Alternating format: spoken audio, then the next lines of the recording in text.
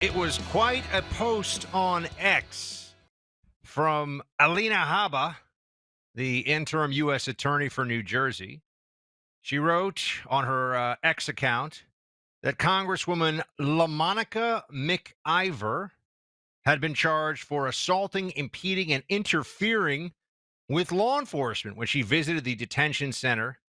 A couple of other members of Congress back on the 9th of May in New Jersey, and then put out a statement from her office, Clay. No one is above the law, politicians or otherwise. It is the job of this office to uphold justice impartially, regardless of who you are. Now we will let the justice system work. She had sought a resolution without bringing criminal charges, according to the New York Times, but Ms. McIver declined.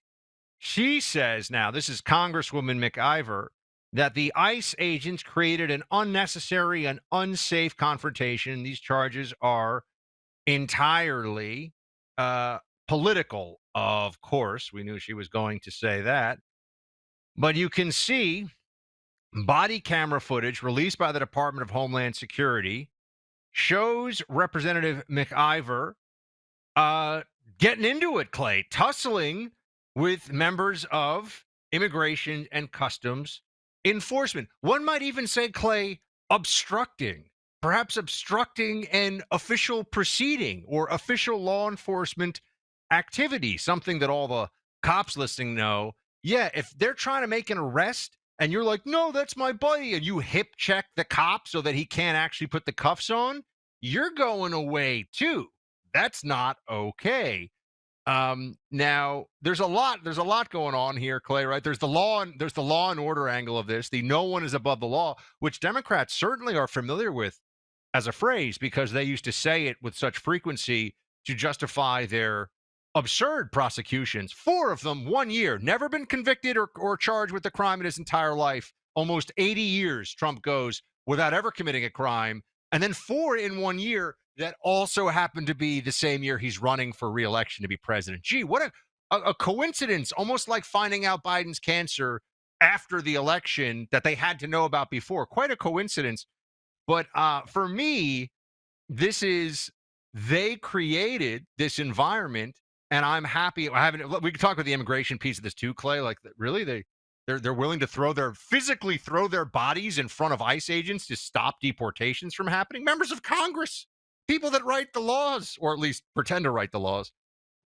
But the law is the law. No one is above it. Democrats made us all believe, or rather made us all hear from them that they believe this.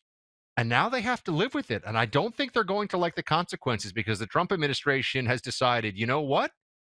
We'll take you up on that. Your terms are acceptable, Democrats. I think this was and is, and this will not surprise you, Buck, but LaMonica McIver, the arrested Congresswoman, tweeted, no one is above the law after Trump was arrested. So, this talking point that they all had of no one is above the law, clearly they thought they were above the law, but it's not a good position to be in when you are arrested to have on the record called your political adversaries out as being as no one is being above the law. Now, do I think that this is some massively violent behavior that she engaged in? No.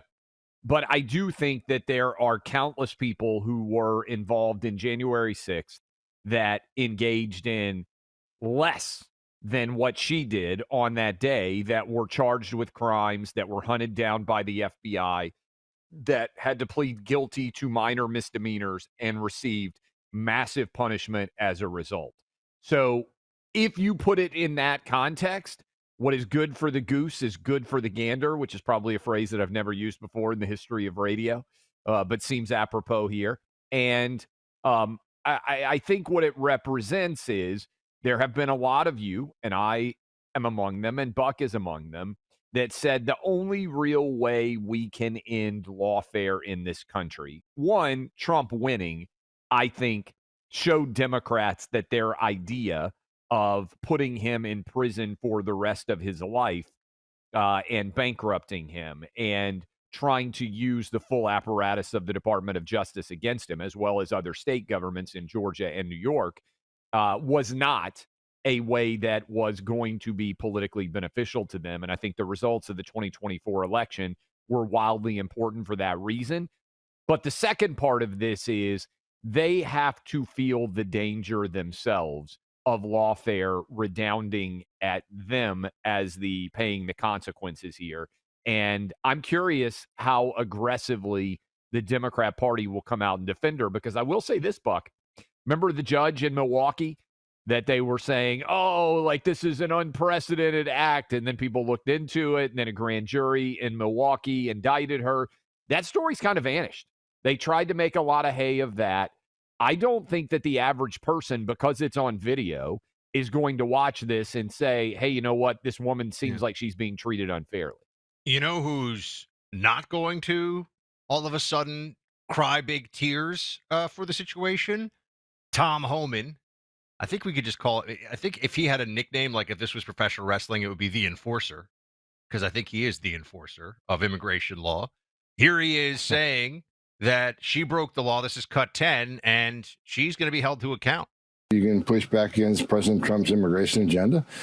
Whatever, you can protest, but you cannot cross that line. You can't knowingly impede a law enforcement officer, ICE officer. It's a crime. You can't knowingly conceal and harbor an illegal alien from ICE. You cannot, commit criminal trespass at our facilities and endanger our employees. And you certainly can't put hands on an ICE agent. So, she's going to have to pay the consequences for doing what she did. She broke the law, and we're going to hold her accountable. This is where we have to be reminded that the Democrats, despite whatever they may say as a party publicly, and I think even that you could argue has trended in this direction, but they really don't believe that illegal immigration is a crime. They don't believe that it's illegal. And so to them, anyone who's being held in a detention facility for immigration-related issues is essentially a political prisoner. And therefore, whatever they have to do in order to bring attention to or even impede what's going on is morally justified. And this is what as more and more Americans figure this out, we have greater clarity on this issue and we can handle this better. The Democrats do not believe that anyone should be punished for being in the country illegally. And I mean anyone. They fundamentally do not believe that if someone is here, it doesn't matter if they're a mass murderer on behalf of MS-13, it doesn't matter. Those crimes, sometimes Democrats will agree with this, are bad, like the killing of all the people. Okay, they'll say that's bad, fine. But the crime of status in the country is not a crime to them. They do not believe that there is any infraction worthy of punishment that comes from breaking immigration laws. And that is why you have members of Congress who will throw their bodies in the way and scream about this and all this mayhem that they will cause around it. It's because fundamentally, once you understand their view of it, yeah, of course, like if you and I were sitting here, we're talking about people who are being locked up for absolutely no reason whatsoever, in our minds, we'd say, well, that's a huge problem. Like, we got to address this. That's what they think about illegals. Yeah, and look, I think the ultimate question here is why Democrats are still floundering to such an extent. They're getting arrested to fight for the rights of illegal immigrants. They're getting on airplanes to fly to El Salvador to advocate for wife-beating, human trafficking gang members who should never have been in this country. And I think a lot of regular, everyday Americans are asking the question, why are Democrats willing to fight so hard for people who are not citizens of this country to continue to be able to illegally break the law here? And I also think that a lot of people are saying that this is indicative of them picking issues that the average American does not agree with. And the only reason this makes sense, is they have a plan to one day make all of these people citizens of the United States, and they believe it will benefit them. Is there any other explanation that remotely makes sense for their behavior right now? And let me just point this out. This is a black congresswoman from New Jersey, right? This is where LaMonica McIver is from. Do you think the average black constituent, because I bet her district is a majority black district, that would be my guess. Team, you can look that up and I'll correct it if LaMonica McIver has been representing a largely white area of the country. I tend to think that's probably unlikely. Do you think black constituents of LaMonica McIver feel as if they are being strongly represented by their congresswoman when she is being arrested outside of an ICE detention center? Is that advocating for their best interest? I think there are a lot of black residents. We saw this happen certainly with more black residents in inner cities starting to vote Trump. We saw this in New York City. We saw it in many parts of the country, but New York City in particular. But Buck, remember all the Chicago inner city residents who were saying, wait a minute, you're taking over our gyms, our Yes. sports fields that our kids are supposed to be able to play on to give benefits to illegal immigrants? Filling their kids' classrooms with Correct. kids who have a tremendous amount of trauma from the journey often and speak no English, by the way, overwhelmingly. Look, we have a limited amount of resources that we have to provide support for underprivileged American citizens. And if your community is feeling like it's underserved, are you looking over your shoulder saying, hey, these people who've only been here for a couple of months, my families have been here for generations, for decades, and we're struggling to stay ahead, and you're going to give resources to all these illegal immigrants? I mean, just honestly, I can't imagine that Congresswoman LaMonica McIver, that her average constituent says, hey, this is what I want you out fighting for. This is why we sent you to Washington, D.C. And Well, at some level, and the I left think has that's really a big part here. the Marxist left in this country. I mean, I repeat myself, right? But the hard left, the true left in America, has replaced the modern Marxists have replaced class solidarity with race solidarity. And so the street disruptors, community organizers, social justice brigades, if you will, they now view issues. Remember, we talked about this even in the context of Israel Palestine. Like, why will you have black members of Congress who are generally speaking, overwhelmingly pro-Palestinian? I mean, you make a case if you have solidarity with people who have suffered persecution. The Jews have suffered more than their share of persecution historically. But why do black American congressmen identify with Palestinians? Because Palestinians are considered brown, even though there are Palestinians, and I've met them because I've been to the West Bank, et cetera, as has Clay now, who have red or blonde hair and blue eyes. That's a whole other thing. Okay. And, very much you would think white or Caucasian. But put that aside. They think Palestinians are brown. Therefore, black members of Congress have a Marxist solidarity, but it's based on race with the Palestinians. Same thing with the illegal immigrants at some level. What you're pointing out is what you would think black Democrat members of Congress would focus on first and foremost, which is if they are, and a lot of them are, in a predominantly African American, black American district, are illegal immigrants generally making the daily lives of black Americans better in their neighborhoods, in their school? Are they helping the resource allocation that those communities get, or are they a competition for that? And of course, we know the answers to this, but for the cameras, racial solidarity with the non-white illegal immigrants is where the left, the Marxists, the social justice construct in this country goes.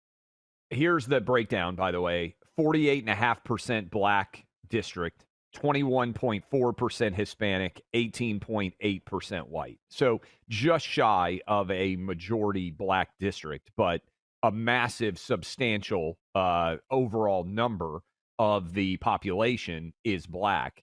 And it is a overwhelming Democrat district. She won in the last congressional race based on what I'm looking to here, 81.4% of the vote to 15.6% to the Republican representative.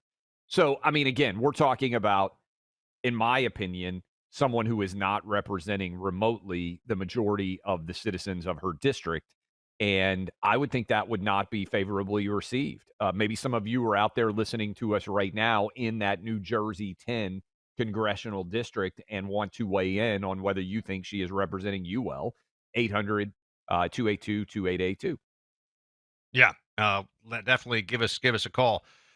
I've been an investor in gold for a long time, and whether you're listening to me talk about this or Clay, or you hear us quoting the great Warren Buffett, long-term investing is the smart investing. Okay, looking at things over the long term is how you build real wealth. It's also how you protect the wealth, the savings that you already have. Taking the long view. The gold I purchased over a decade ago has gone up 160% in value.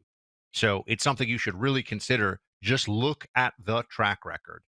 And today, purchasing gold has become even easier thanks to partners like Birch Gold Group.